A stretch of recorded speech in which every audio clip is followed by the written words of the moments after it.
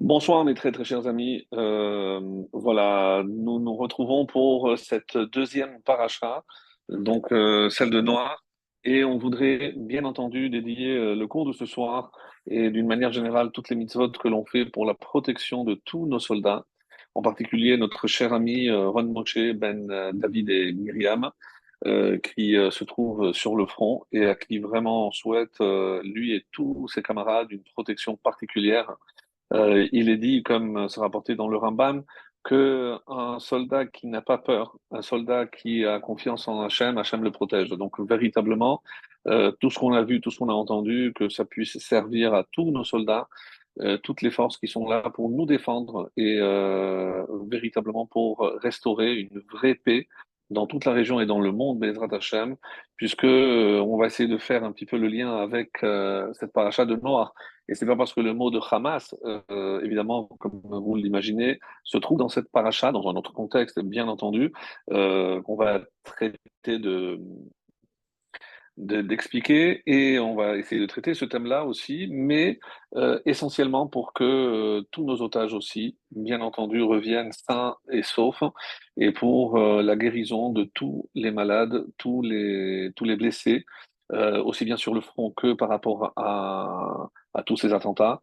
Et une mention spéciale, les Nishmat, pour l'âme de tous ces Kedoshim, tous ces saints qui sont morts, Al-Kiddush Hashem, peu importe, encore une fois, la manière, leur âme est intouchable, elle est le plus pure possible, et comme on l'avait déjà souligné la semaine dernière, donc ce sont des âmes qui s'élèvent très très très haut, qui vont intercéder en notre faveur pour continuer à nous protéger, nous ici en bas, on a vraiment besoin de ce soutien, de ces âmes particulières qui sont montées euh, parce que Hachem l'avait ainsi décidé, et que ces paroles de Torah soient encore une fois les Ilu Nishmat, si on peut dire l'élévation de l'âme, mais une fois que ces âmes ont atteint le niveau le plus élevé, on peut faire très très peu de choses ici-bas pour entraîner cette élévation, parce qu'elles ont atteint déjà le niveau le plus élevé, ce qu'on appelle le Tachat Kiseh HaKavod,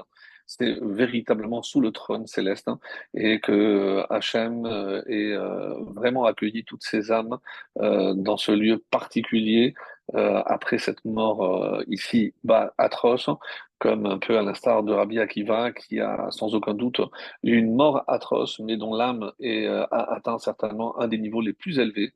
Et c'est ce qu'on souhaite à tous ceux qui nous ont quittés d'une manière atroce.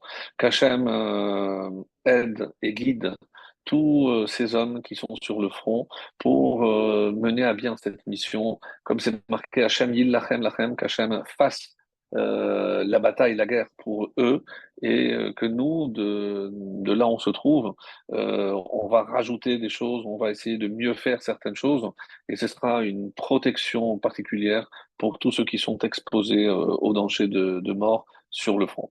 Alors, qu'on entende des bonnes nouvelles surtout, et que toutes ces étapes soient, on l'espère vraiment de tout cœur, les derniers soubresauts du mal dans le monde pour laisser la place à la véritable lumière, la lumière du Mashiach, la lumière de la Shekhinah, avec la reconstruction du troisième temple, Bimhera B'Yameinu. Alors, on attaque la paracha de Noach, une paracha évidemment extrêmement riche, et on va essayer d'apporter quelques explications. Alors, le premier point sur lequel je voudrais m'arrêter, c'est sur le titre. Alors, évidemment, vous allez me dire, ben, c'est un peu normal, c'est le héros de toute cette paracha. Ça porte donc le nom de l'acteur principal, Noah, parce que il va être au centre même de tout ce qui va se dérouler à partir de cette année-là, donc l'année où il avait 600 ans. Et c'est en l'an 1656 que se déroulera le fameux déluge. Alors, comment on est arrivé là? Et on va essayer aussi d'apporter une petite explication. Euh, je ne l'ai jamais fait, mais par rapport à certaines dates. La Torah ici parle, mais toujours en prenant comme point de référence le début du déluge, au cinquième mois, au dixième mois après le déluge. Mais on va, et c'est avec cela que je voudrais attirer votre attention, atteindre certaines dates clés lorsqu'on va commencer, par exemple, la première fois qu'il envoie la colombe, etc. Et on va voir que ce sont des dates que l'on connaît, puisque on peut faire très facilement le calcul. Rachi, évidemment, nous aide énormément. Mais avant cela, je voudrais, comme je l'ai dit, m'arrêter sur le titre. Noach vient de Menucha. Noach, c'est le repos, la tranquillité. Et lorsqu'on regarde les événements qui vont être relatés dans cette paracha, on assiste à tout sauf à la tranquillité. Il y a évidemment un bouleversement, un trouble énorme. Donc on parle évidemment du grand déluge cataclysmique, c'est pour ne pas dire apocalyptique, c'est la fin en quelque sorte du monde. Donc les plus hautes montagnes vont être recouvertes par-dessus, 15 coudées au-dessus. Donc tout va revenir comme avant que Dieu sépare les eaux d'en haut des eaux d'en bas. Et là, donc, toute vie cessera sur Terre, à l'exception donc des poissons qui resteront dans l'eau. Alors, comment expliquer que dans le nom de ce personnage, il y ait cette connotation de tranquillité, d'apaisement, Noach, Menucha, la tranquillité, et alors qu'on assiste à des événements qui évidemment sont tout sauf tranquilles. Alors, cette question, et c'est surtout la réponse très très belle, nous est proposé par le rabbi Zulavitch, qui a posé cette question et a trouvé, en tout cas, parmi tous les enseignements, et évidemment, il doit y avoir d'autres réponses, c'est celle que j'ai choisie. Et pourquoi? Parce qu'elle va nous servir hein, dans ce qu'on appelle notre Avodat Hashem. Le but d'un shiur de Torah, même si on ne le dit pas tout le temps, mais évidemment, c'est pas élargir nos connaissances, avoir un peu plus de commentaires, connaître ce que tel ou tel maître a dit ou a rajouté, ou comment il a expliqué tel ou tel passage. Évidemment, c'est un peu plus de connaissances, un peu plus d'érudition, approfondir les textes, mais il est clair que ce n'est pas le but. Le but d'un shiur de Torah, c'est d'abord ancrer en nous une émouna beaucoup plus puissante, mais surtout une émouna qui va se traduire par des actes. Parce que, encore une fois, les sentiments, s'ils ne sont pas vécus au niveau du cœur et que c'est uniquement au niveau de l'intellect, hein, malheureusement, ça ne se traduira pas par des actions concrètes. Et quand la Gemara résume ce que je viens de dire avec trois mots, Rachamana, Liba, Ba'e, ce que Rachamana, la Torah ou Dieu, c'est la même chose bien sûr, ce que Dieu demande, Ba'e, qu'est-ce qu'il demande? Liba. Liba, c'est le cœur.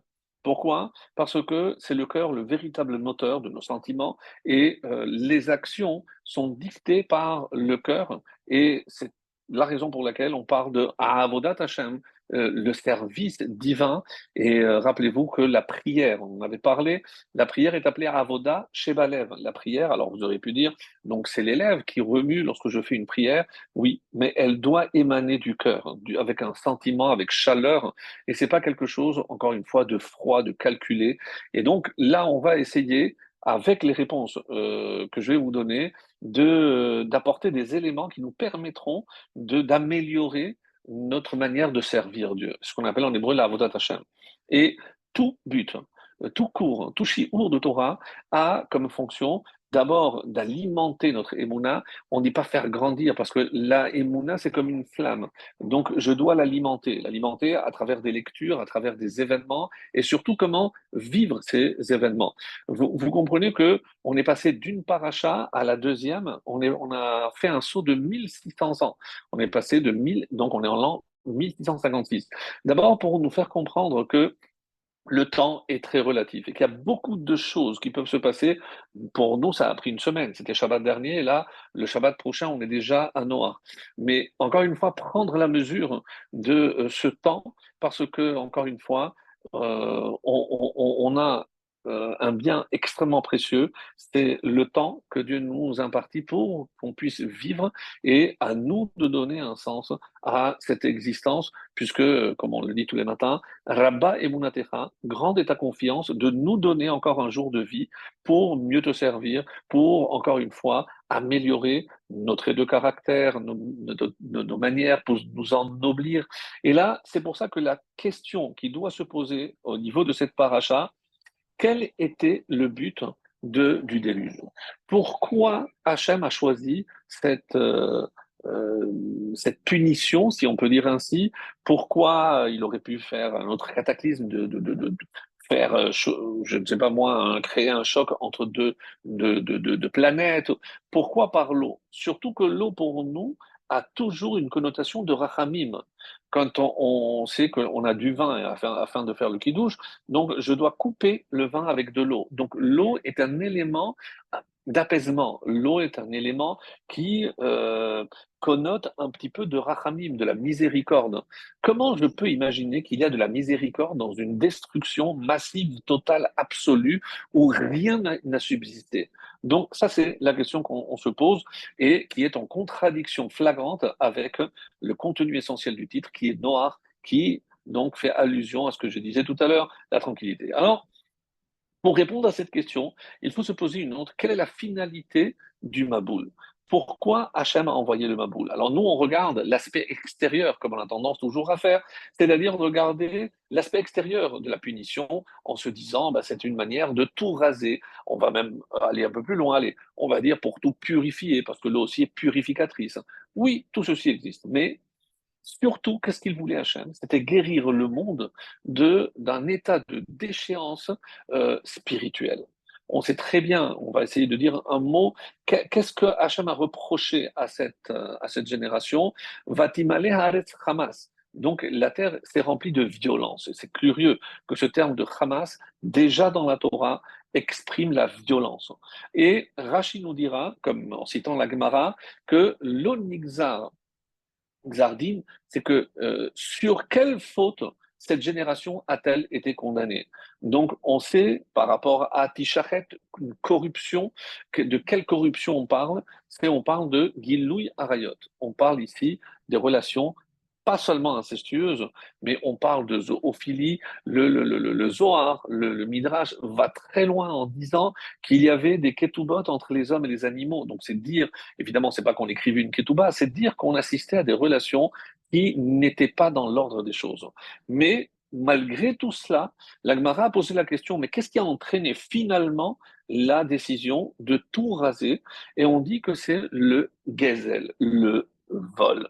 Alors, à nos yeux, et c'est pour ça qu'il faudra revenir sur cette notion-là, ça peut nous paraître extrêmement choquant. C'est-à-dire, lorsqu'on parle d'une corruption au niveau des mœurs morales, mais une décadence, une déchéance comme on n'a jamais connue.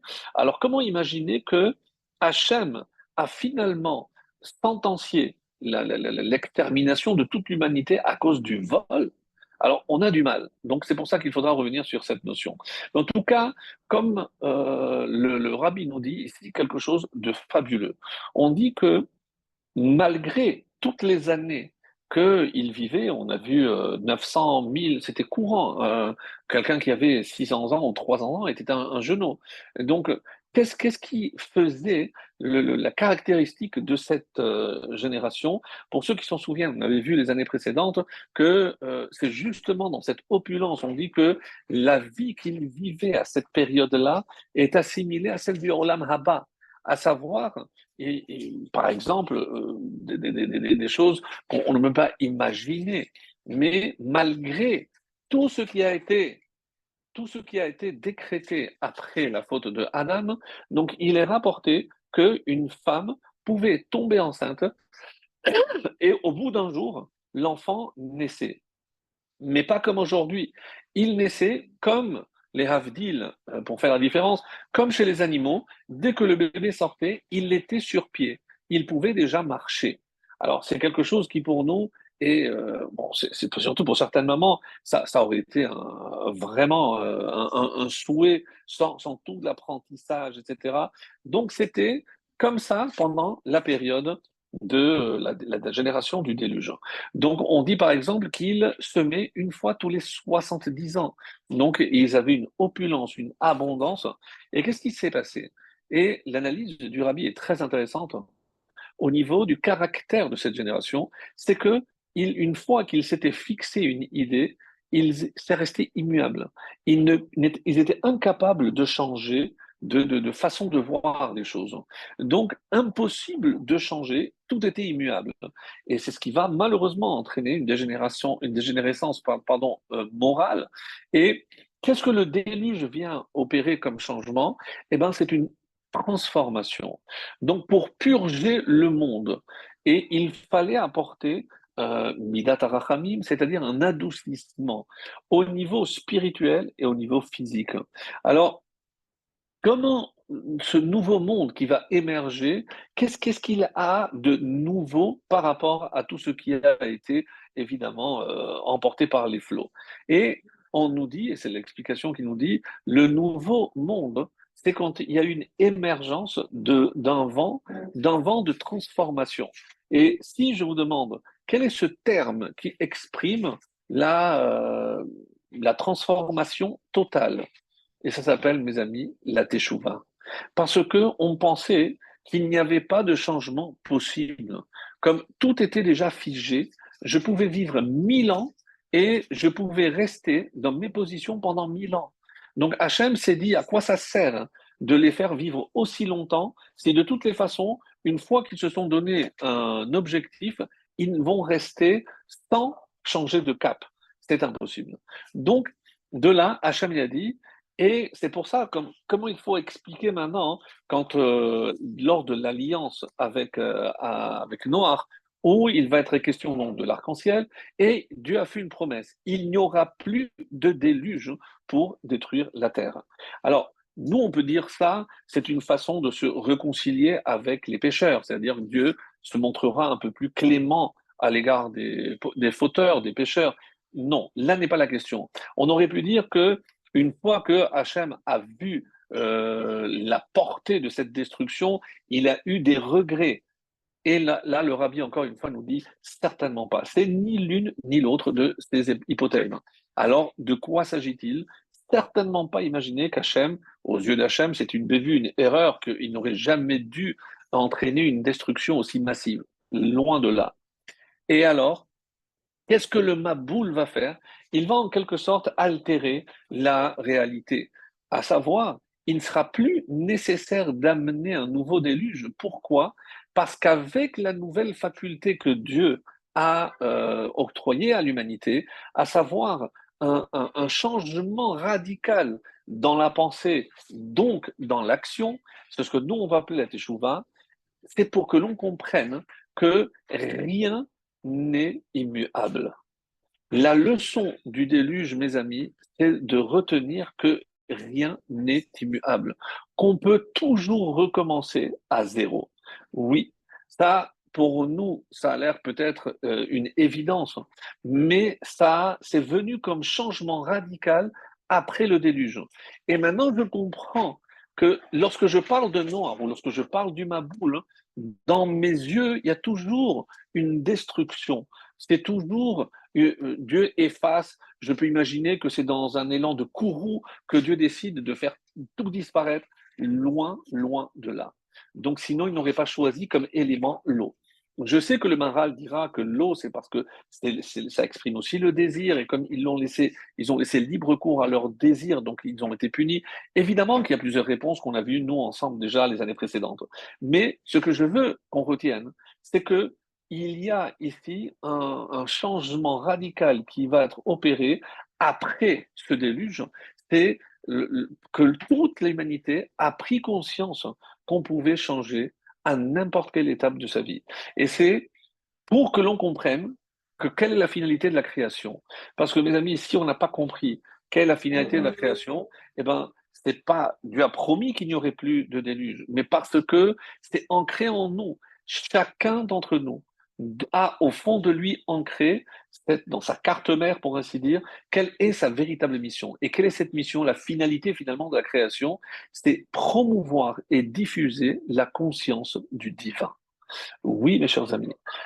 Et par excellence, c'est nous qui portons en quelque sorte ce drapeau.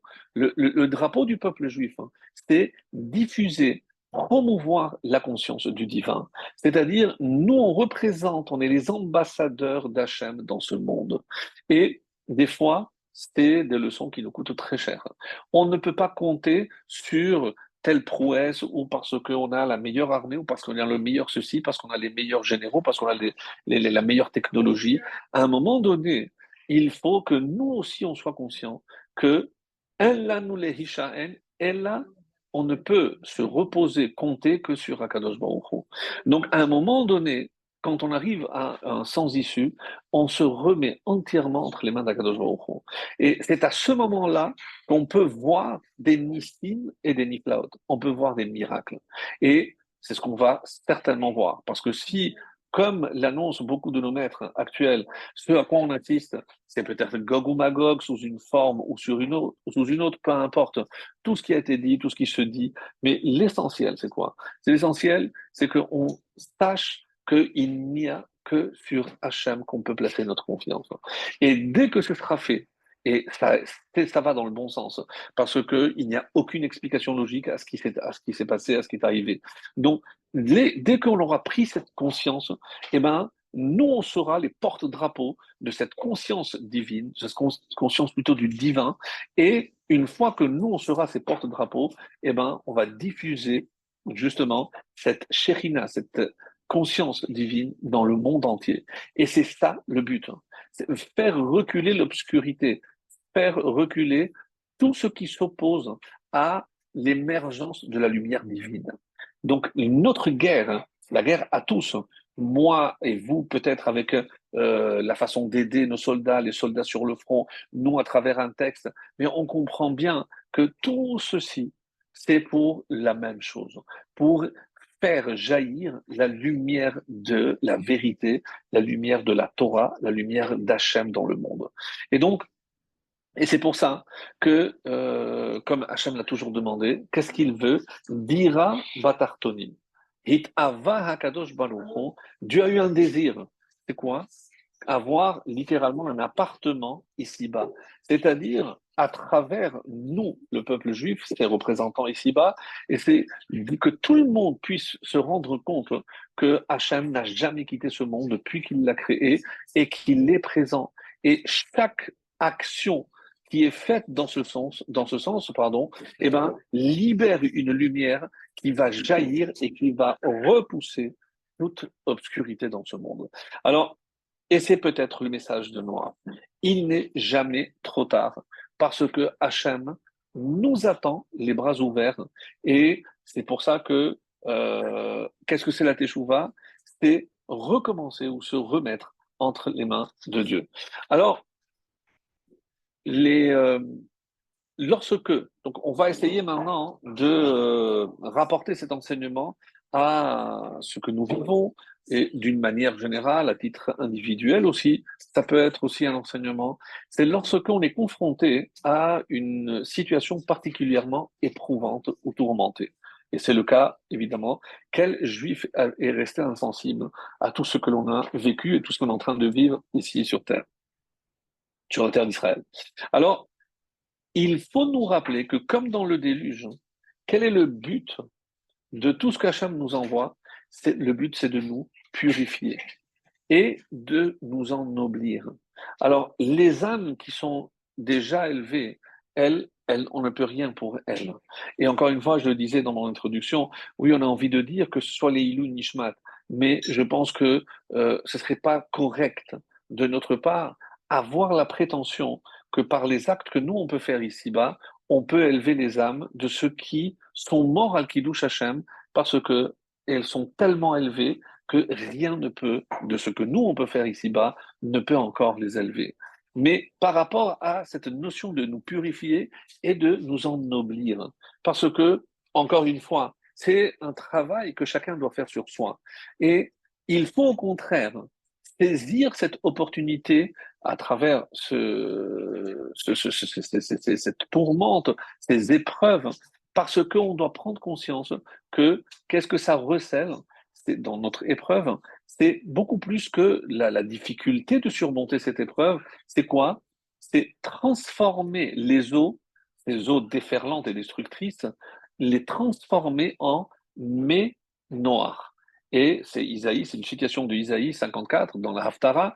Donc on appelle les eaux de Noir. Mais je peux traduire aussi des eaux de l'apaisement, de la tranquillité.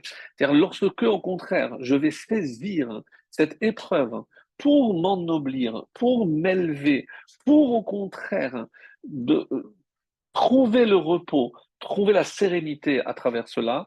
Et c'est comme ça, donc, que l'on pourra réussir à faire de ce monde un environnement beaucoup plus propice à ce qu'on a dit au début, à la conscience du divin. Voilà ce que je voulais vraiment partager avec vous au niveau de cette introduction, parce que ça me semblait vraiment essentiel de comprendre qu'il n'y a évidemment pas de hasard. Le Balatania nous dit toujours qu'il faut vivre avec son temps. Et que ça veut dire vivre avec son temps, c'est-à-dire trouver une inspiration dans notre paracha par rapport aux événements que nous traversons.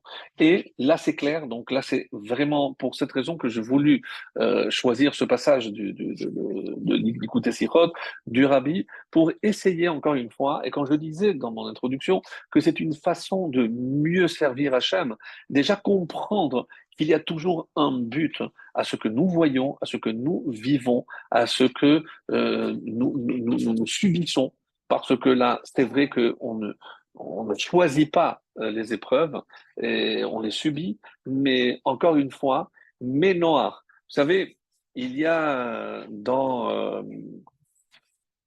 le texte où,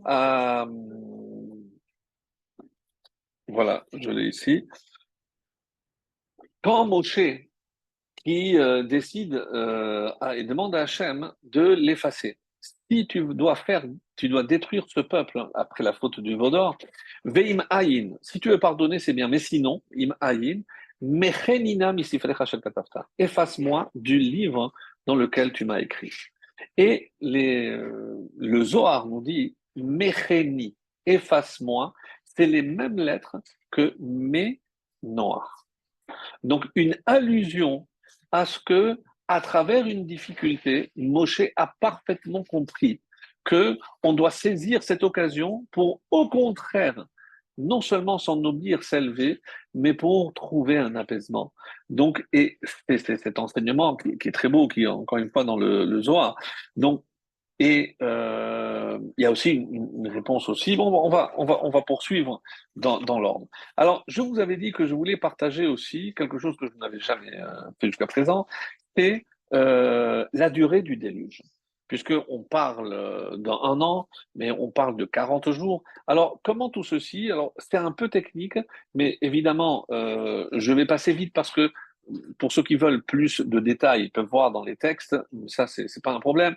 Mais ce que je voulais, c'est m'arrêter sur des dates clés, parce qu'il y a certains événements qui sont véritablement des clés dans la compréhension, alors qu'on parle de l'an 1656, donc presque il y a plus que presque 4000 ans, et donc on va voir qu'il y a déjà des textes, des dates pardon, clés.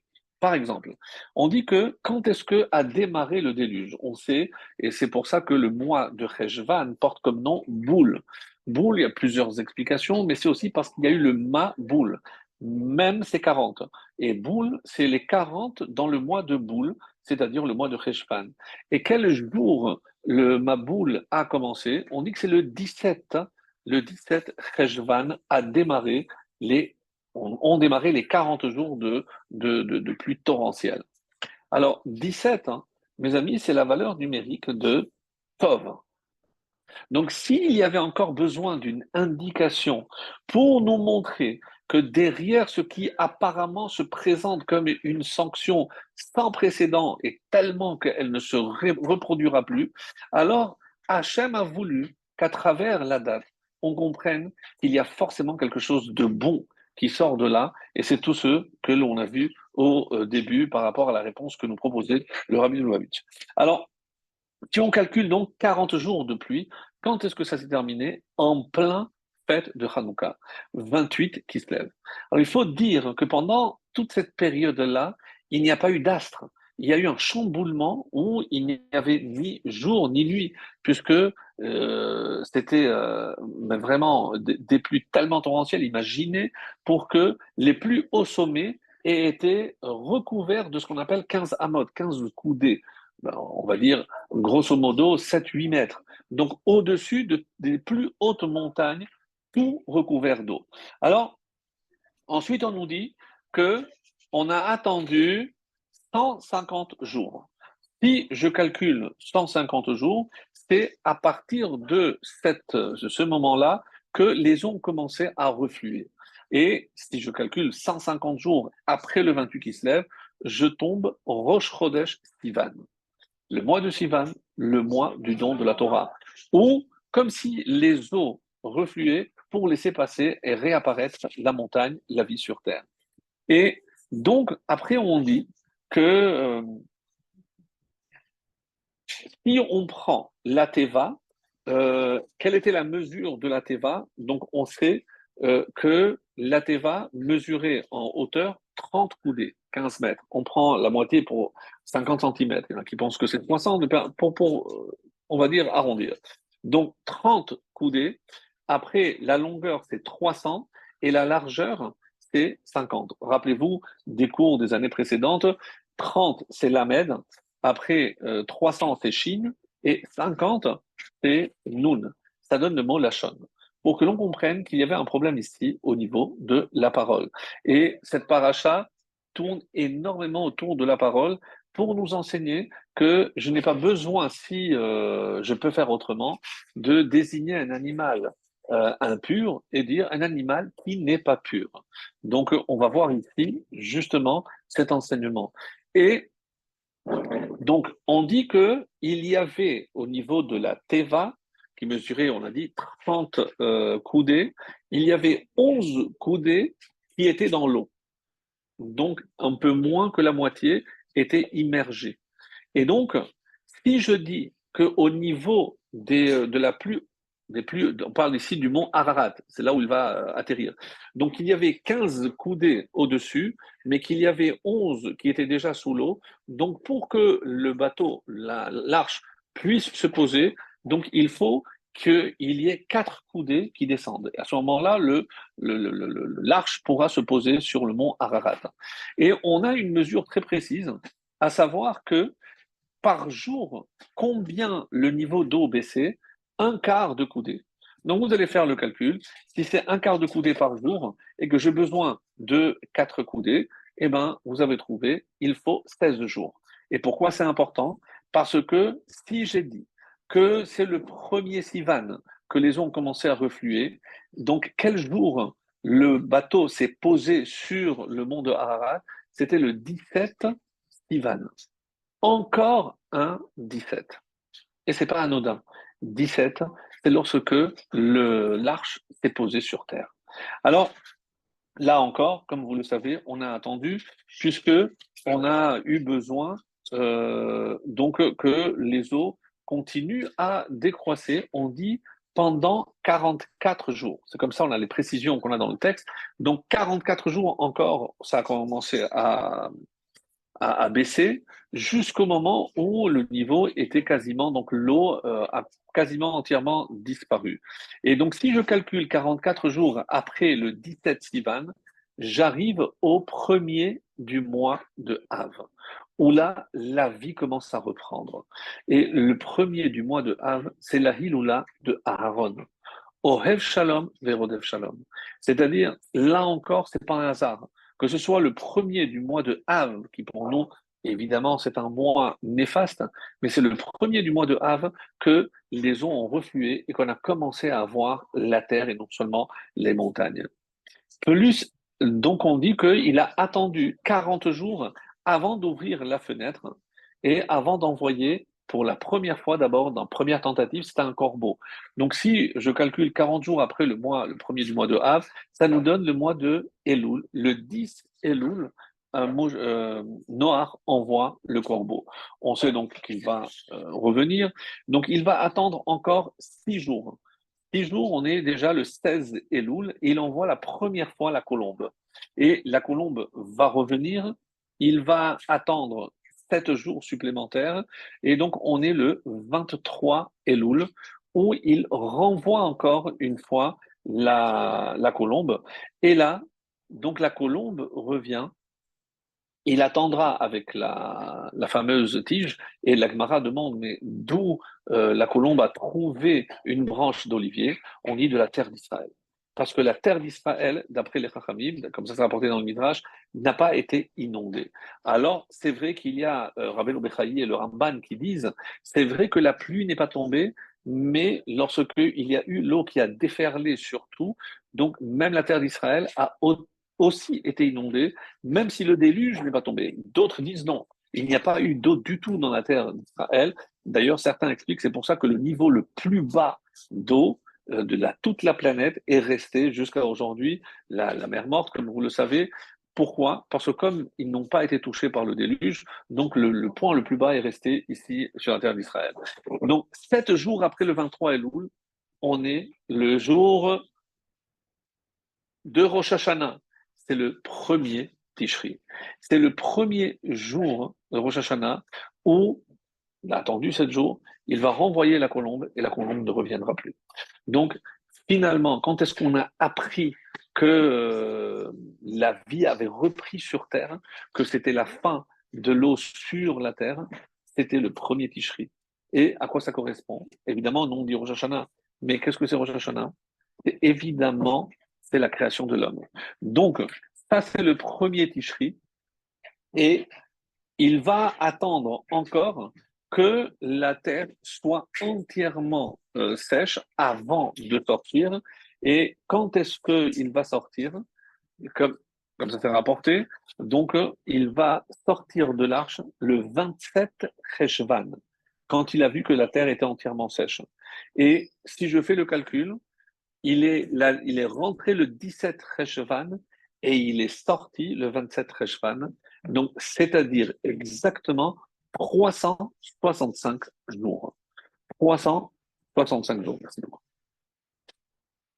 Et c'est pour ça qu'on dit que Noach est resté 1 an dans l'arche. Ça ne veut pas dire qu'il a plu d'une manière torrentielle pendant 365 jours. C'est le calcul que je voulais vous faire avec vous pour passer en revue, donc très rapidement, ces dates, pour qu'on ait vraiment une image claire de toutes les étapes que Noach a vécues dans l'arche. Alors, je vais très rapidement rappeler le contenu de la paracha. Euh, donc ensuite, Dieu va mettre en avant le caractère sacré de la vie, à savoir qu'on n'a plus le droit de manger un animal vivant, mais c'est la première fois qu'il nous autorise à manger de la viande, mais pas de sang. Ensuite, c'est le Keshet, c'est-à-dire l'arc-en-ciel, donc l'alliance, où Dieu promet de ne plus détruire le monde par un déluge. Ensuite, la prophétie de Noach à la sortie, rappelez-vous, avec Canaan qui a voulu castrer, donc comme on a vu les années précédentes, et Arur Canaan, donc qui est la malédiction de Noach, qui est une sorte de prophétie. Ensuite, on assiste à l'apparition des 70 nations. Donc la paracha va détailler tous les descendants, toutes les branches de Noach par rapport à ses enfants. Et on a aussi un personnage euh, là aussi, très, très étonnant, parce que comment il est présenté? Couche, donc un des descendants de Canaan, où venaient Couche, les enfants de Couche, Steva, Vachavila, Vesavta, Verama, Vesavtecha, ou venaient Rahama, Steva, Uddan. On nous donne même deux petits-enfants. Vechush, Yalad et Nimrod. Pourquoi Nimrod est cité comme fils de Couche à part? Ça fait partie des autres enfants. Nimrod veut dire, si on traduit, rebellons-nous. Donc, c'est incroyable. On décide de se révolter. Et pourquoi? Parce qu'on va assister à un phénomène extrêmement grave, hein, avec l'apparition de ce roi, parce qu'il va se autoproclamer roi. Je parle de Nimrod. Et c'est lorsque l'humanité arrive à la conclusion qu'on n'a plus besoin de divinité. Donc, comment un monde peut-il surmonter et survivre sans divinité? Eh bien, évidemment, vous l'avez trouvé. Même si en apparence, on va faire appel à des ismes comme l'athéisme ou le communisme, parce que tous, on est tous pareils, on va tous se mettre ensemble, on va tous œuvrer de la même façon, mais évidemment qu'il y a à la tête, il y aura toujours quelqu'un. Et qu'est-ce que Nimrod cherchait? Eh bien, tout simplement à être un dieu. Donc Nimrod, et c'est pour cette raison qu'il faudra un révolutionnaire contre ce révolutionnaire, et ce révolutionnaire nous est présenté à la fin de la paracha.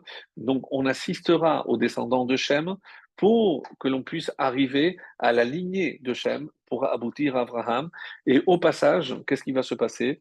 c'est l'épisode de la tour de Babel, l'origine en quelque sorte de toutes les langues et la séparation. Et comme Rachid va nous le dire, mais comment imaginer que cette génération s'est révoltée contre Dieu, a nié son existence ou son implication dans le fonctionnement du monde, et Dieu s'est contenté juste de les éparpiller? Oui, parce que malgré tout, il y avait un aspect positif, hein, c'est que l'humanité était unie. Contrairement à ce qu'on appelle Dor Amaboul, par opposition à Dor Aplaga, donc la génération du déluge et la génération de la dispersion. Amaboul, c'est le déluge, et Aplaga.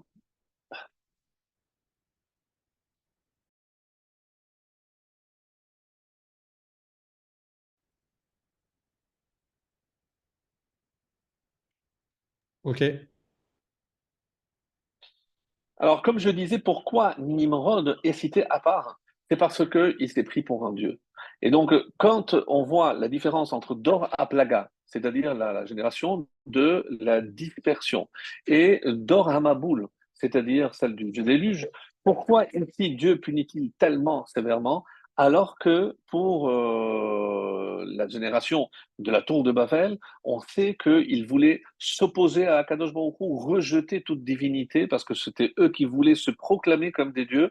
Et comment se fait-il que Hachem s'est montré beaucoup plus clément avec la génération de la dispersion et pas celle du déluge? Alors, Rachi propose cette explication, c'est parce que ce qui compte aux yeux de Dieu, c'est que l'humanité soit unie. Alors, pas uniforme comme recherchait Nimrod, évidemment pour mieux contrôler, mais unie. C'est-à-dire ils avaient un but, un projet commun, et c'était quelque chose de noble, même si la finalité n'était pas aussi noble, l'intention n'était pas aussi noble, mais Hachem a récompensé de manière à ce qu'il ne les a pas exterminés, même si la Gemara donnera des réponses, qu'il y avait plusieurs niveaux, que ceux qui étaient les vrais coupables, les instigateurs, eux, ont transformé en singes. Bon, on avait vu les années précédentes, et je pense même que j'en parle dans les commentaires du premier tome donc, de Bereshit. Alors, ce que je voulais dire par rapport à cela, et donc on voit que déjà à l'aube de l'humanité, le fait que on rejette une divinité supérieure pour laisser la place à une divinité humaine. Et donc, ça ne va pas évidemment nous choquer qu'il y a 2000 ans, eh ben, c'est un même processus, même si ça vient de l'intérieur de notre peuple, mais on voit que ça a marqué les consciences, qu'on a besoin d'une représentation humaine du divin, et évidemment, c'est ce que l'on appelle encore un isme, le christianisme, et c'est pour ça que c'est une déviance que le judaïsme ne pourra jamais, jamais accepter, puisque c'est la ligne directe de la tour de Babel, c'est la conséquence directe. Alors, quand on voit justement par rapport à ce que Nimrod représente, et c'est comme ça c'est marqué, Dieu a dit à la discussion qu'il y a entre Nimrod et Abraham. Quand Abraham, qui est le fils de Terah, comme on va le voir à la fin de la paracha, lorsqu'on va nous donner, alors Abraham dit à son père, hein, je ne comprends pas. Donc, il faut savoir qu'Abraham a assisté à la construction de la tour de Babel. Et il est rapporté dans Tehillim, Lo yashavti im meteshav. Je ne me suis pas installé ni assis avec ceux qui sont morts en vain. Et c'est le psaume 26, le verset 4. Donc, de quoi ça parle, disent le commentaire? Medaber be Abraham. Lo yashavti meteshav eloanche migdal. De qui on parle? De la génération de la tour de Babel. Bo'u ve'amrou l'Avraham. Ils sont venus et ils ont dit à Abraham, Bo ve'saya otanu shata gibor. Toi, tu es fort. Pourquoi tu viens pas nous aider? Ou ve'nivne migdal ve'rosho basharim. On va construire une tour qui va atteindre le ciel. Qu'est-ce qu'il leur a répondu? Hanartam Migdal Oz Shem Hashem. Donc, c'est une citation aussi de Michelet 18. Donc, Ve'atem Omrim Naaseh Lanu Shem. Donc, vous allez abandonner cette tour Oz Shem Hashem. C'est que la tour la plus forte, c'est le nom de Dieu. Et qu'est-ce que vous avez dit? Naaseh Lanu Shem. Mais vous voulez faire, vous un nom, un renom. C'est-à-dire, vous voulez rejeter le nom d'Hachem, je ne peux pas. Je ne pourrai jamais vous suivre dans ce projet. Et par la suite, on le sait, il va brûler les idoles de son père. Et Terah, qu'est-ce qu'il a fait? Comme ça, c'est rapporté dans le. Donc, c'est un texte que vous connaissez, la suite de ce midrash très connu qui a lié Rabbeinu Bechaye. C'est Rabbeinu Bechaye sur Bereshit qui nous dit Sham metoar Abraham. Donc, dans sa recherche du créateur du monde, Poné la vive Veshoalo. Il se tourne vers son père, il lui demande. Tout ceci donc se trouve dans le Midrash. Et il lui dit Avi, mi barashamaim va aret, qui a créé le ciel et la terre, Veoti, et moi, qui m'a créé? Amarlo Aviv, son père lui a dit Elokai, c'est mes dieux, barashamaim va aret, vechol ele, c'est lui qui a tout créé. Amarlo Abraham, har en Elohecha, montre-moi tes dieux, tes divinités. Shema yesh bahem koach livro et kolele, mais quoi, tu as des dieux qui sont capables de créer tout ça. Miya devi avodah zara shelo. Il lui a apporté une statuette, il lui a dit voilà, je lui ai montré, ça c'est mes dieux. Chazar Abraham, les morts, les immo, vermalo. Il est allé chez sa mère, il lui a dit maman, asili tafshilin, fais-moi de bons plats, ve aviem les lokavi, comme ça je vais t'apporter aux dieux de mon père. Ou la yekablu meni korbani, peut-être qu'ils vont accepter. Alors sa mère a fait tafshilin, imetoim vehevi, il a apporté aux dieux de Abraham, de son père Terah. Venatan Yifna Gadol, donc il y avait plusieurs, puisqu'il vendait des idoles, il a donné devant la plus grande des idoles. Ve'em kol ve'enone. Il a dit, tiens, prends. Évidemment, pas de réaction. Khazar Limo, il a retourné à sa mère, il lui dit, pas maman, peut-être qu'il faut me préparer de meilleurs plats parce que les premiers n'ont pas été acceptés. Alors il a encore fait, il a rapporté ve'en kol ve'enone. Évidemment qu'il n'y avait aucune réponse. Miyad, Sharta Alav.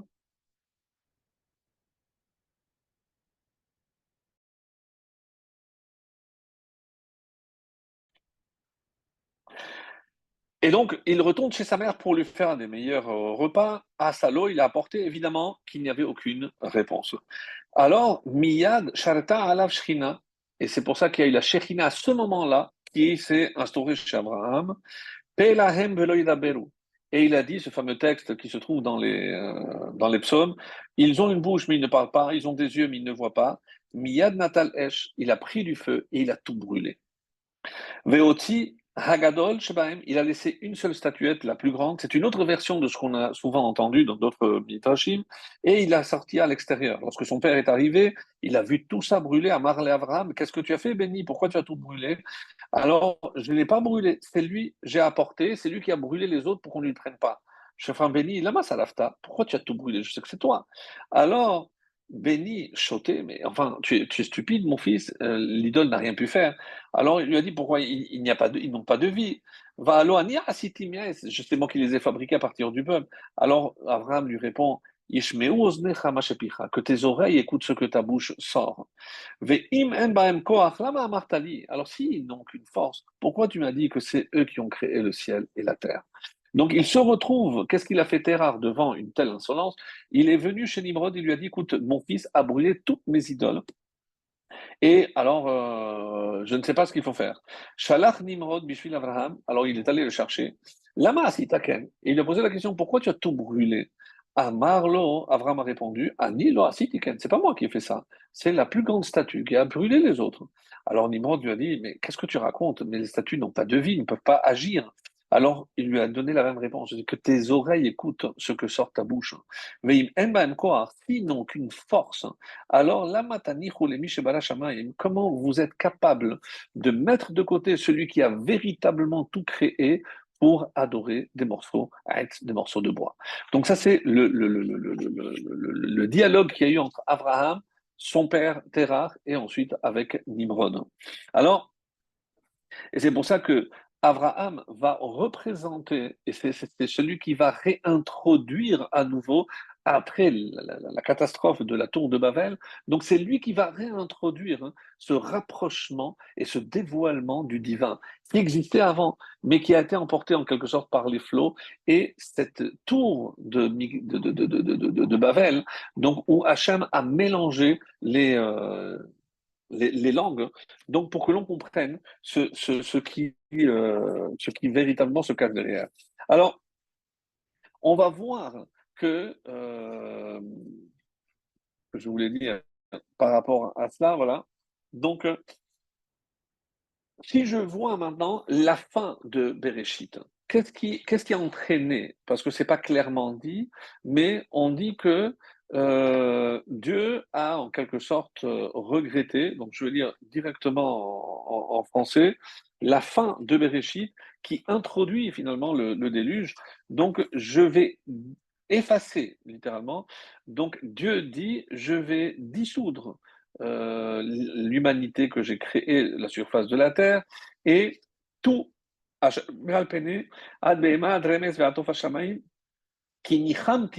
car j'ai regretté, qui a asitim, de les avoir fait sur la terre. Et comment ça se termine?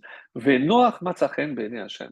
Donc, mais ici, il est question de quelque chose de très très fort. Vayar Hashem. Qu'est-ce qu'il a vu? Qu'est-ce qu'il a constaté Hashem? Donc, l'Éternel vit combien? Rabba Ra'at Ha'adam. La perversité, le mal de l'homme était grande sur terre. Vechol Yetzer Marchevot Libo, et que tout le produit des pensées de son cœur était mauvais tout au long de la journée. Donc ici, le terme qu'il faut retenir, c'est qui Rabba Ra'at Ha'adam. La méchanceté de l'homme a augmenté, elle a grandi. Donc, qu'est-ce que le déluge? C'est essayer d'effacer le mal qui se trouve dans l'homme. Donc, c'est pour ça que lorsque on va parler ici de ce qui a constitué finalement la goutte, c'est le cas de le dire ici sans faire de jeu de mots, la goutte qui a fait déborder le vase. Qu'est-ce qui a fait? Et c'est le début de notre paracha, Vatimale Haaretz Hamas. Pourquoi le vol? Donc, il faudra ici expliquer pourquoi le pourquoi, donc, justement, de considérer que cette faute la plus grave, c'est le vol. Alors, euh, comme c'est marqué que pendant cette période, donc, on a expliqué qu'il n'y avait ni maladie, que Hachem s'est montré tellement bon que l'humain a oublié le divin et que tout ce qu'il possédait provenait d'Akadosh Baruch Hu. Donc, le plus jeune, et il est mort parce que c'était un tzaddik qui est né, nous, c'est Hanor, qui est mort à l'âge de 365 ans. Et donc, pour nous expliquer c'est la Gemara, entre autres, qui dit, c'est parce que Hachem a octroyé tellement de bonté à cette génération qu'ils sont devenus, en quelque sorte, ingrats. Donc la faute ici, qui démarre le déluge, c'est l'ingratitude. Lorsque on oublie que tout ce que nous possédons vient d'Akadosh Baruch Hu. Et malheureusement, de quoi ils dépendaient? Ils dépendaient d'Hachem pour la pluie. Alors ils se sont dit, eh ben, on va faire des canons, on va commencer à faire des travaux d'irrigation, etc. On n'aura même pas besoin de la pluie parce qu'ils voulaient ne plus dépendre de Dieu. Hachem, qui avait donné donc cette longévité exceptionnelle, finalement, elle s'est retournée contre lui, puisque finalement, ils ont utilisé tout ce temps qu'il leur avait donné pour se rebeller. À la tête, ils avaient le rebelle par excellence. On a dit donc c'était Nimrod. Et qu'est-ce qui va changer lorsque Dieu a écourté la durée de vie? Donc peut-être que Dieu s'est dit, la peur de mourir, le fait de savoir que ils n'ont pas toute une vie devant. Donc maintenant, à 120 ans, d'abord, il est passé par 400 ans. Après, Dieu a, encore une fois, il a moitié. C'est comme ça qu'on dit qu'après le Maboul, Dieu avait donné 400 ans. Et pourquoi? Parce que l'air, comme ça dit le Midrash, avait changé. On ne pouvait plus vivre aussi longtemps. D'autres disent que c'est la consommation de la viande qui a entraîné que la vie soit écourtée. Il y a plusieurs explications. Ce n'était pas tellement le but, mais en tout cas, c'est comme ça que ça rapportait. En tout cas, après la génération de la dispersion d'Ora Plaga, après la tour de Babel, la vie a atteint le maximum à 200 ans. Donc c'était le maximum. Et encore une fois, là, on va assister encore une fois à ce qui n'existait pas avant. On dit que pendant toute cette période avant le déluge, eh ben, ils connaissaient que le temps idéal, c'est-à-dire avant les grosses chaleurs, c'était comme à Pessah. C'était un temps printanier on continue. Donc, ni pluie, ni trop de soleil, ni trop chaud. C'était le temps idéal. Et ensuite, malheureusement, comme on va le voir, après, il y aura les saisons, il y aura, etc. Alors, maintenant, si on s'attarde quelques instants sur les fautes principales, quelles étaient? D'après le texte, qui hishrit. Donc la corruption, on a dit que c'était Gilouï Arayot, c'était la faute donc morale dans les mœurs, et on avait expliqué qui avait touché tout le monde.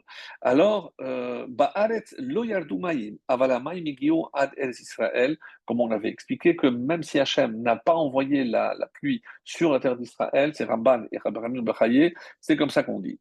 Mais la question qui est posée, mais pourquoi on n'a pas pris, on a déjà posé cette question, pourquoi si véritablement la terre d'Israël avait été épargnée, on aurait pu mettre Noach là-bas. Pour Ramban et Rabbeinu Bechaye, ça pose pas de problème, parce que c'est vrai qu'il n'y a pas plu, mais il y a eu l'eau qui ont déferlé aussi sur la terre d'Israël, donc c'est pas une solution. D'autres, on nous dit non, parce qu'il fallait que dans l'arche, il apporte en quelque sorte la réparation de la faute de sa génération. Et on va aussi dire un mot, parce que moi, ça m'a toujours dérangé, le fait d'imaginer que Noah, quand on compare à d'autres personnages, eh ben, il reste très très en arrière, il a été incapable de sauver sa génération, etc. Donc comment expliquer ce paradoxe que dans sa génération, il était grand, ça voudrait dire que dans d'autres générations, il n'aurait pas été. Donc évidemment, ce n'est pas pour faire sa louange, mais au contraire. Alors, sur quoi il y a eu le Xar Dinam? Sur le Gezel. Alors, sur le vol. Et c'est étonnant. Pourquoi imaginer que il y a le vol? Qu'est-ce qui change? Alors, d'abord parce que quand je vole quelque chose, je porte atteinte non seulement à l'autre, mais je porte aussi atteinte à Hachem. Ça veut dire que si je suis content avec ce que Hachem m'a donné, je suis conscient que ce que j'ai, c'est Hachem qui me l'a donné, comment je vais aller prendre ce qui est à l'autre? Donc c'est inconcevable. Alors il y en a qui disent oui, mais parce que il jouait comme à Sédom, donc je prenais moins qu'une prouta, donc ça s'appelle pas un vol. Donc mais oui, mais tout le monde venait, tout le monde faisait. Il y a plusieurs explications, donc c'est pas. Mais en tout cas, ce que je voulais dire, c'est un enseignement magnifique qui dit En ba'al harachamim pogea benefashot techila. Il faut bien qu'on se dise ça. De quoi il s'agit? Que Hachem ne frappe jamais la personne elle-même. D'où on tire cette preuve? Eh bien, par exemple, de Iov.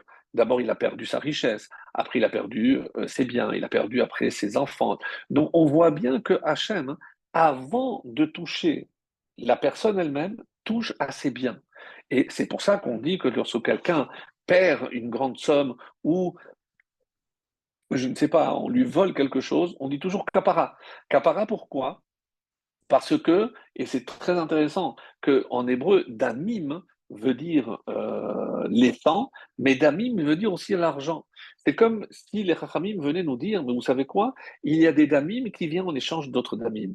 Pour qu'à toi, il t'arrive rien, alors Hachem a fait passer ce décret sur tes biens. Donc tout ce que tu as perdu, kapara, c'est une expiation pour que toi, tu sois sain et sauf. Donc c'est comme ça qu'on apprend ici.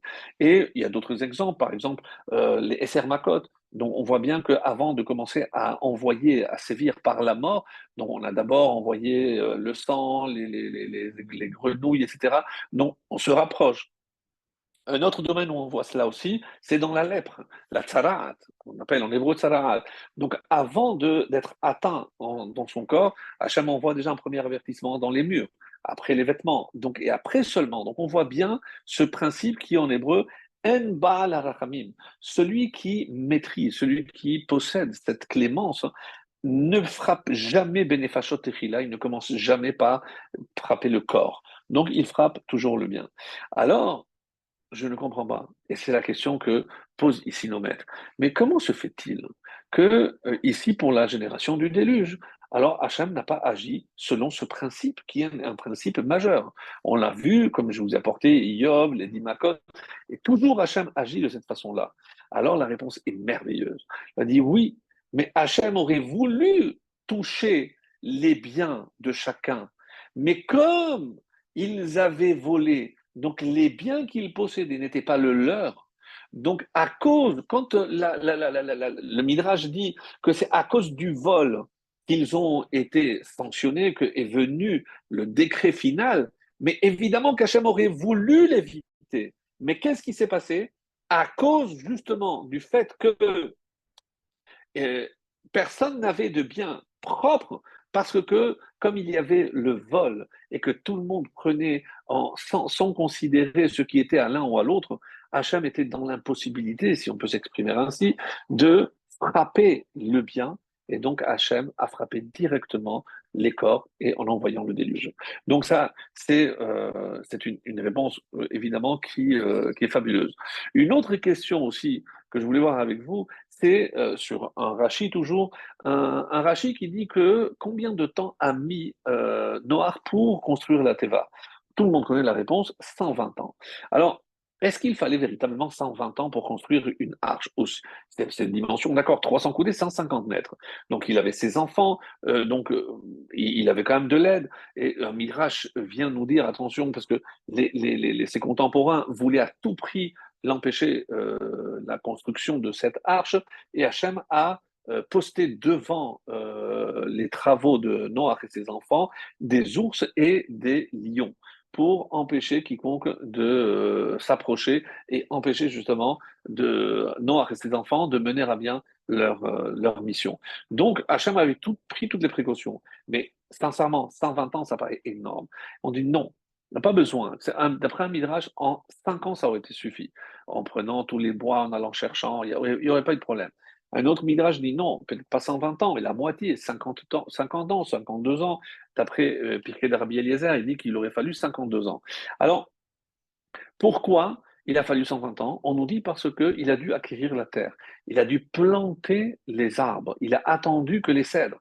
Certains parlent de 50 ans pour que les cèdres poussent. Après seulement, il a commencé à réunir les bois, etc. Mais pourquoi ceci? Alors, une réponse très intéressante consiste à dire, comme il y avait de la Vodazara, parce qu'on dit qu'il y avait Gilouy Arayot, il y avait le Gezel, et il y avait aussi Avodazara. Donc, et les hommes adoraient aussi le bois, comme on l'a vu avec Abraham et Noah, ce n'était pas nouveau. Donc, ils ne pouvaient pas utiliser des bois qui avaient servi à la Vodazara, à l'idolâtrie, pour construire une arche pour sauver l'humanité, justement de ce qui a entraîné sa perte et sa sanction et sa disparition. Donc, il fallait que ce soit des arbres purs, et il a fallu qu'il commence à les planter lui-même. Donc, ça, c'est une réponse. Et on le voit par exemple, un exemple qui est rapporté dans la Gemara au sujet de Rabbi Chia, où on nous dit que Rabbi Chia, quand il a dit pour que la Torah ne soit pas oubliée, il a planté du lin. Avec le lin, il a formé des filets. Avec ces filets, il a attrapé les animaux qu'il a abattus. Il a pris la peau pour écrire la Torah. Il a écrit. Et ainsi, donc, pour écrire la Torah, un livre de Bereshit, après il a changé, il enseignait la Torah. Et de cette façon, puisque tout est fait au nom d'Hachem, pour notre intention noble, et c'est comme ça que la Torah n'est pas oubliée.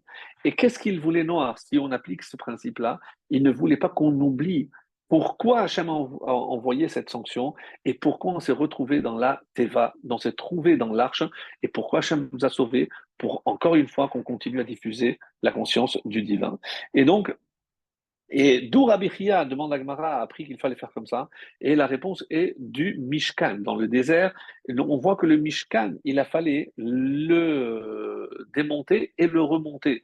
Pourquoi on ne le laisse pas en l'état et on le transporte en l'état? Non. On dit combien de fois il a été monté et démonté. Les Chachamim font le calcul. 49 fois. 49 fois. Et donc, c'est pour ça que certains disent que la Teva, elle s'est faite elle-même comme lorsqu'on a Moshe, il a élevé le Mishkan. Et pourquoi on fait le parallèle entre le Mishkan et la Teva? Parce que le Mishkan, le tabernacle, c'était pour faire résider la présence divine. Et la Teva, Jami, c'est garder justement cette présence divine pour la faire rejaillir une fois sur terre, une fois que l'humanité serait sauvée par les enfants de Noir. Et c'est comme ça, par exemple, que le Mégalé Amoukot nous dit quelque chose de très beau. On nous dit, où est-ce que je retrouve cela? C'est que on sait par exemple que la souka, la valeur numérique de souka, c'est 91. Et qu'est-ce que c'est 91? Yud ke vav ke, le tétragramme, plus adnout, abonai.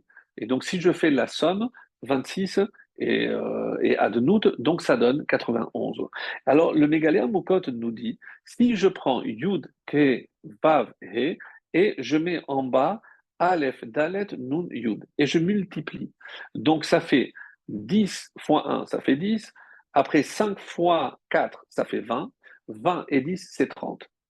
Après, j'ai Vav, 6 multiplié par le nom de Adonai, ça fait 6 fois 50, 300. Et le dernier He multiplié par Yud, par 10, c'est 50. Et qu'est-ce que je retrouve? 50, 300 et 20 et 10, 30. Mes amis, c'est les mesures de l'arche. C'est les mesures de l'arche. On avait dit 300 de long, 30 de hauteur et 50 de largeur. C'est-à-dire, qu'est-ce que c'est l'arche? C'était là où résidait la présence divine, aussi bien la dimension stricte de clémence que la dimension de justice. Et d'ailleurs, quand on dit que quand Dieu a voulu créer le monde, il a associé Midat HaRachamim. Et vous savez ce que disent les Rachamim? Qui c'est Midat HaRachamim? Comment Hachem a associé Midat HaRachamim? Eh bien, c'est les tzaddikim. Parce que ce sont les tzaddikim qui apportent justement cette Midat, cette clémence dans le monde. Alors, j'aimerais donc conclure pour le cours d'aujourd'hui avec, encore une fois, un enseignement très beau, et ce sera notre conclusion. Alors, un autre Rashi, aussi très très beau, qui nous dit que Noach, quand il est arrivé, il a attendu jusqu'à la dernière minute et après il est rentré dans l'arche. Il est rentré, comme dit le texte, mi pene mehamabou, la cause des eaux. Et il a attendu, il a commencé à pleuvoir, il n'a pas bougé. Quand l'eau a commencé à tomber plus drue, donc là il a couru. Et Rashi a un commentaire vraiment incompréhensible. Qu'est-ce qu'il nous dit? Il nous dit, écoutez bien, c'est que, vous pouvez le lire, hein, pour faire vite, Noach Mikatane Amana Haya. Il faisait partie des petits croyants. Il n'avait pas une grande émouna. Ma'amin, velo ma'amin. Il était croyant, mais il n'était pas croyant. Mais qu'est-ce que ça veut dire? Il ne croyait pas qu'Hachem, alors qu'il lui a dit qu'il allait envoyer le déluge. Il ne croyait pas qu'il allait envoyer le déluge. Donc c'est une question extrêmement puissante. Alors c'est pour ça que certains vont dire, oui, c'est la preuve que c'est pour ça que s'il avait vécu à une autre génération, il n'aurait pas fait le poids devant un Abraham ou devant un Moshe. Alors c'est vrai. Alors, mais ce qui est intéressant, c'est le terme qui est utilisé, Bo El Hateva. Dieu lui dit, viens. Et au moment de sortir, c'est Minateva. Alors, ce qui est curieux, pourquoi Hachem doit lui dire de sortir? Mais il attendait ça depuis un an. Oui, mais une fois, on dit qu'il était dans la Teva, c'est comme les Bnei Israël dans le désert. Ils avaient une proximité avec Hachem où tout était miraculeux. Donc pourquoi sortir dans le monde? Pourquoi aller sur la terre d'Israël avec toutes les difficultés? On restait dans le désert. Je dis non, n'oublie pas ta mission. Ta mission, c'est pas rester cloîtré dans ton arche, il faut sortir. Donc, quand il y a un danger, je te dis, bon, et la teva, c'est lorsque tu as des préoccupations, où est-ce que tu vas trouver un réconfort? Donc, et c'est ça, et le terme teva, non seulement veut dire évidemment l'arche, mais c'est aussi le mot. Teva, c'est un mot. Et la teva, c'est aussi dans la choule, c'est là où on pose le Sefer Torah, c'est le pupitre en quelque sorte. Et qu'est-ce que ça veut dire? Donc, quand on vient, c'est beau et la teva, c'est comme si on te demandait de rentrer dans le mot. Qu'est-ce que ça veut dire rentrer dans le mot? C'est se faire pénétrer par le mot. C'est vrai qu'on prie, mes amis, mais des fois on prie des lèvres, on ne rentre pas dans les mots. Lors de nos prières, on prononce énormément de mots, mais est-ce que ces mots nous pénètrent? Bon et la teva, c'est qu'on se fasse pénétrer, qu'on nous on rentre dans les mots, qu'on comprenne le sens profond de chaque mot. Et ça, c'est très, très important. Et des fois, donc c'est ce que je dis, euh, ces 365 jours qu'il est resté dans la Teva, c'est Shana Shlema, c'est pour apprendre l'importance des mots. Et c'est pour ça, quand on dit l'importance des mots, c'est l'importance aussi de la parole. Et c'est pour ça que les Chachamim vont très loin en disant, celui qui a un problème au niveau de la parole, c'est obligatoirement, il a un problème au niveau de tout ce qui touche le sexuel parce que les deux sont reliés. Alors, je ne rentre pas dans les détails, on verra dans Vaïkra, on reparlera de cela, mais la parole est, on va dire, le baromètre de la relation sexuelle. Donc, si tout est propre, la parole est propre. Mais si la parole n'est pas propre, il faut se méfier, qu'est-ce qui se passe au niveau des mœurs. Et c'est infaillible. Si les Rachamim nous ont mis devant ce fait, Gilou Yarayot, pourquoi la première, qui Shrit Kolares, tout s'était corrompu. Et donc, c'est parce que ça a commencé par une mauvaise parole. Et la mauvaise parole, c'est pas forcément de parler du mal de quelqu'un, et c'est comme on va le voir, Quand le moment de sortir, Arshav, c'est il faut sortir. Et pourquoi? Parce que il faut maintenant que tu prennes les énergies que tu as puisées dans l'arche et que tu sortes à l'extérieur. Et comment je vais voir si tu as réussi? C'est au niveau de ta parole. Comment tu vas parler? Comment tu vas montrer ta confiance en Dieu? Comment tu vas te remettre toujours entre les mains de Dieu? Rappelez-vous la différence entre Yaakov et Esav. Comment ça l'a étonné et Yitzhak, il a dit approche, mais c'est curieux. Nous, on dit que la voix, non, mais c'est la façon de parler. Dieu a fait que j'ai fait. Il ne parle pas comme ça, Esav. Donc, il y a un langage qui correspond au peuple juif. C'est lorsque on sait que tout est remis entre les mains d'Hachem. Alors, qu'est-ce qu'il a fait pendant ces 120 ans? Il a construit, et pendant ces 365 jours, il n'a fait que donner. Il a donné aux animaux, il a fait. Donc, c'est le don, c'est le chesed. Alors que le vol, c'est prendre, la réparation, c'est donner. Et on sait très bien que quand on voit aujourd'hui cet élan positif d'empathie qui existe, mais c'est quelque chose véritablement, je ne sais pas si en Rousselarès, dans les diaspora, on voit tout ce qui se fait ici, mais c'est vraiment magnifique. Et c'est ça ce qu'il faut retenir. Alors, je voudrais rajouter avant de lire une conclusion ici très belle du prophète, et je terminerai par cette prophétie. C'est une dernière question, c'est par rapport à Mikatane Hamana. Et je vous assure que lorsque j'ai découvert cette réponse, elle est magnifique. C'est le Baal Tiferet Shlomo. Tiferet Shlomo, pourquoi? Parce que lui, il s'appelle Shlomo, c'est le rabbi de Radomsk. Et il pose cette question. Et il dit, attention, ne vous y méprenez pas. Noach était un géant de la Emouna. Il n'y a jamais eu quelqu'un. Mais on a dit que Ma'amin, vélo Ma'amin, qu'il croyait, mais qu'il n'était pas croyant aussi. Et qu'il était parmi les petits croyants.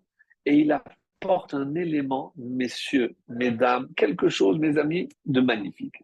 Qu'est-ce qu'il dit? C'est pas qu'il ne croyait pas en Dieu. Chas Shalom de dire une chose pareille de Noah. Qu'est-ce que Roulo Emin Beatzmo? Il n'avait pas assez confiance en lui.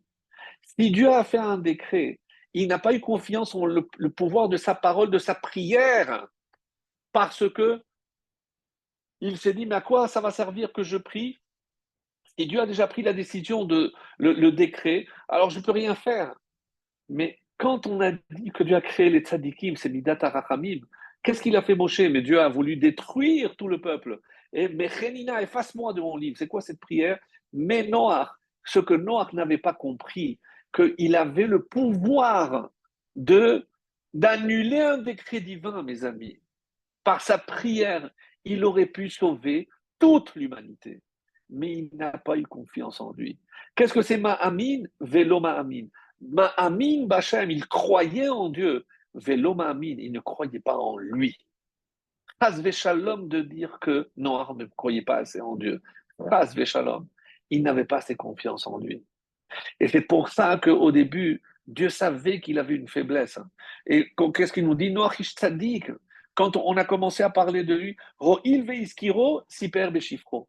Comme on a commencé à parler de lui, on va l'encourager parce qu'il a une mission très dure et qu'il n'est peut-être pas à la hauteur. Il a toutes les qualités pour réussir. Mes amis, c'est notre fonction à nous. Lorsqu'on éduque nos enfants, on essaie de transmettre la émouna en Hachem, la confiance en Hachem, la foi en Dieu. Mais il ne faut pas oublier ce versant qui est tout aussi important, c'est donner confiance en eux. Parce que un enfant qui n'a pas cette confiance en lui, c'est notre faute à nous. Oui, mes amis. C'est, il faut toujours rehausser. Mais Hachem, qu'est-ce qu'il fait? Il sadique, mais Noir, toi tu es un sadique, tu peux sauver l'humanité. Qu'est-ce que je suis en train de dire? Que tu es un sadique? Prie, crois que tu es capable d'annuler un décret. Et j'annule le déluge. Loma Amin. Katanea Emana. Il était un petit croyant. Il n'avait pas confiance en lui. Et c'est comme ça qu'il dit, il ne pouvait pas imaginer que sa prière pouvait annuler un décret de destruction. La force d'un tzaddik, c'est d'annuler les décrets d'Hachem. Ça, c'est la force du tzaddik. Comme la différence est évidemment Abraham. Et Émine, lui, il avait cette émouna. Il va prier pour sauver même Sédom. Donc on va voir la différence. mais par rapport à lui, pas chas v'shalom, par rapport à Hachem. Et donc, je termine par, je dis, une prophétie que j'ai trouvée magnifique. C'est, ça se trouve dans Séphania. Séphania, en hébreu Sophonie, c'est le troisième chapitre. Je vous lis très rapidement le verset 9 qui dit: C'est alors que je changerai la lèvre des peuples en une lèvre purifiée, pour que tous invoquent le nom de Dieu, pour qu'ils le servent d'un même effort ensemble. D'au-delà des fleuves de couches d'Éthiopie, mes suppliants avec mes dispersés m'apporteront une offrande. De quoi on parle ici? La fin des temps, lorsque toutes les nations viendront rendre hommage à Hachem, le Dieu unique. En ce jour-là, tu n'auras plus à rougir de toutes tes actions par lesquelles tu m'as trahi. Dieu donne confiance à son peuple. Car alors j'écarterai de ton sein tes joyeux orgueilleux et tu ne continueras plus à t'enorgueillir sur ma montagne de sainteté. Mais je laisserai dans ton sein une population humble, l'humilité, et pauvre, ils s'abriteront dans le nom de Dieu. Quand on comprendra qu'on peut faire confiance qu'en Hachem. Ceux qui resteront d'Israël ne commettront plus d'injustice. Ils ne diront plus de mensonges. Dans leur bouche ne se trouvera plus une langue trompeuse. Ils brouteront et gîteront sans personne qui les inquiète. Pousse des cris de joie, fille de Sion. Poussez des cris d'allégresse. Réjouis-toi et exulte de tout ton cœur, fille de Jérusalem. Dieu a retiré tes condamnations, il a écarté ton ennemi. Dieu, le roi d'Israël, est dans ton sein, tu ne verras plus le malheur. En ce jour-là, on dira, ne défaille pas, l'Éternel, ton Dieu, est dans ton sein, c'est un héros qui sauve. Il exulte de joie à cause de toi, il te renouvelle son amour, il pousse des clameurs joyeuses à cause de toi. Comme au jour de fête, j'enlèverai loin de toi la menace, l'opprobre qui pèse sur toi. Voici que moi, je ferai l'extermination de tout ce qui t'opprime en ce temps-là, et je sauverai la brebis, non galeuse, boiteuse, et je ramasserai celle qui est pourchassée. Vous avez bu, mais pas à votre soûl. Pardon. Je leur ferai avoir louange et renom dans tous les pays où la honte était leur partage. En ce temps-là, ce dernier verset, je vous ferai du bien. Au temps où je veux, je vous rassemblerai. Quand je vous ferai voir renom et louange parmi tous les peuples de la terre, quand je ramènerai vos captifs sous vos yeux, a dit l'Éternel. Qu'on soit tous, Be'ezrat Hashem, méritants de voir la réalisation de cette prophétie avec le retour de tous nos captifs. Que toute menace qui pèse sur Israël soit écartée et qu'on puisse non seulement se réjouir, mais tous nous rassembler ici à Jérusalem pour remercier Hachem.